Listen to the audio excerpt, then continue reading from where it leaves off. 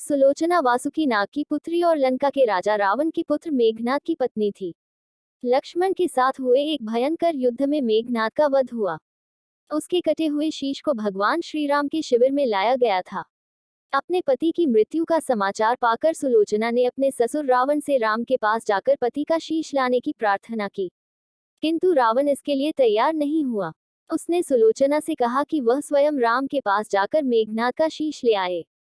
क्योंकि राम पुरुषोत्तम है, इसीलिए उनके पास जाने में तुम्हें किसी भी प्रकार का भय नहीं करना चाहिए।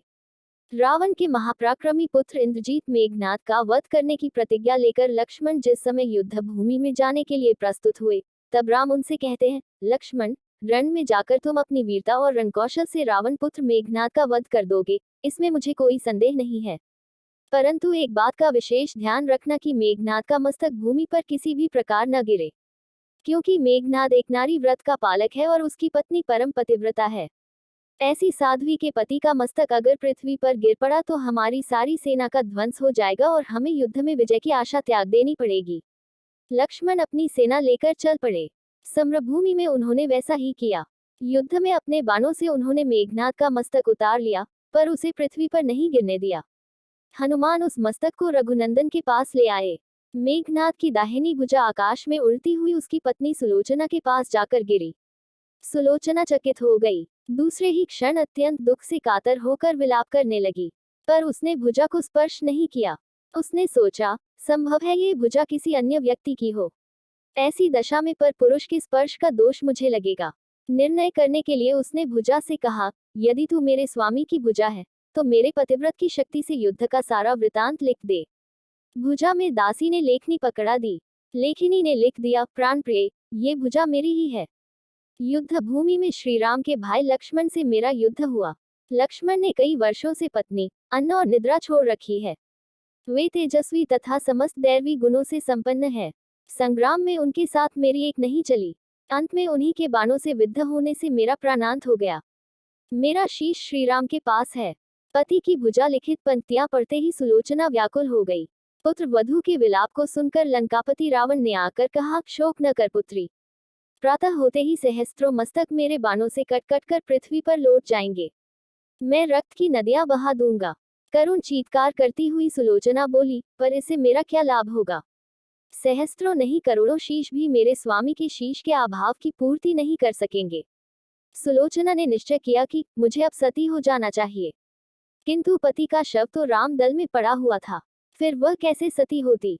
जब अपने ससुर रावण से उसने अपना अभिप्राय कहकर अपने पति का शव मंगवाने के लिए कहा, तब रावण ने उत्तर दिया, देवी, तुम स्वयं ही राम दल में जाकर अपने पति का शव प्राप्त करो।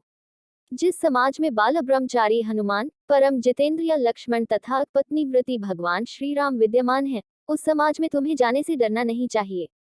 मुझे विश्वास है कि इन स्तुत्य महापुरुषों के द्वारा तुम निराश नहीं लौटाई जाओगी। सुलोचना के आने का समाचार सुनते ही श्रीराम खड़े हो गए और स्वयं चलकर सुलोचना के पास आए और बोले, देवी, तुम्हारे पति विश्व के अन्यतम योद्धा और पराक्रमी थे। उनमें बहुत से सद्गुण थे, किंतु विधि की लिखी को कौन बदल सकता है। आज तुम्हें इस तरह देखकर मेरे मन में पीड़ा हो रही है। सुलोचना भगवान की स्तुति करने लगी। श्री राम ने उसे बीच में ही टोकते हुए कहा, देवी, मुझे लज्जित न करो। पतिव्रता की महिमा अपार है, उसकी शक्ति की तुलना नहीं है। मैं जानता हूँ कि तुम परम सती हो। तुम्हारे सतीत्व से तो विश्व भी थर्राता है। बताओ कि मैं तुम्हारी किस प्रकार सहायता कर सकता हूँ। सुलोचना ने अश्रुपूरित नयनों से प्रभु की ओर देखा और बोली, राघवेंद्र, मैं सती होने के लिए अपने पति का मस्तक लेने के लिए यहाँ पर आई हूँ।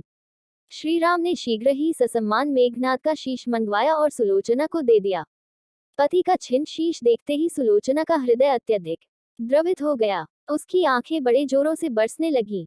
रोते रोते उसने पास खड़े लक्ष्मण की ओर देखा और कहा, सुमित्रा नंदन, तुम भूलकर भी गर्व मत करना कि इनका वध मैंने किया है। मेरे स्वामी को धराशाय करने की शक्ति विश्व में किसी के पास नहीं थी। ये तो दो पतिव्रता नारियों का भाग्य था। आपकी पत्नी भी पतिव्रता हैं और मैं भी पति चरणों में अनुरक्ति रखने वाली उनकी अनन्य उपासिका हूँ। पर दुर्भाग्य से मेरे पति पतिव्रता नारी का अपहरण करने वाले पिता का अन्न खाते थे और उन्हीं के लिए युद्ध में उतरे थे, इसी से मेरे जीवन धन पर लोग से धारे। सभी योद्धा सुलोचना को राम शिविर में देखकर चकित थे। वे यह नहीं समझ पा रहे थे कि सुलोचना को ये कैसे पता चला कि उसके पति का शीश भगवान राम के पास है। जिज्ञासा शांत करने के लिए सुग्रीव ने पूछ ही लिया कि यह बात उन्हें कैसे ज्ञात हुई कि मेघनाद का शीश श्री राम के शिविर में है। सुलोचना ने स्पष्टता से बता दिया, मेरे पति की भुजा युद्ध भूमि से उड़ती हुई मेरे पास चली गई थी। उसी ने लिखकर मुझे बता दिया। व्यंग्य भरे शब्दों में सुग्रीव बोल उठे, निष्प्राण भुजा यदि लिख सकती है फिर तो ये कटा हुआ सिर भी हंस सकता है। श्री राम ने कहा, व्यर्थ बातें मत करो मित्र, पतिव्रता के महामतय को तुम नहीं जानते। श्री राम की मुखकृति देखकर सुलोचना उनके भावों को समझ गई। उसने कहा, यदि मैं मन, वचन और कर्म से पति को देवता मानती हूँ, तो मेरे पति का ये निर्जीव मस्तक हंस उठे। सुलोचना की बात पूरी भी नहीं हुई थी कि कटा हुआ मस्तक जोरों से हंसने लगा। ये देखकर सभी दंग रह गए। सभी ने पतिव्रता सुलोचना को प्रणाम किया। सभी पतिव्रता की महिमा से परिचित हो गए थे। चलते समय सुलोचना ने श्रीराम से प्रार्थना की, भगवान, आज मेरे पति की अंत्येष्टि क्रिया है और मैं उनकी सहचरी उनसे मिलने जा रही हूँ, अतः आज युद्ध बंद रहे। श्री राम ने सुलोचना की प्रार्थना स्वीकार कर ली। सुलोचना पति का सिर लेकर वापस लंका आ गई। लंका में समुद्र के तट पर एक चंदन की चिता तैयार की गई। पति का शीश गोद में लेकर सुलोचना चिता पर बैठी और धधकती हुई अग्नि में कुछ ही क्षणों में सती हो गई।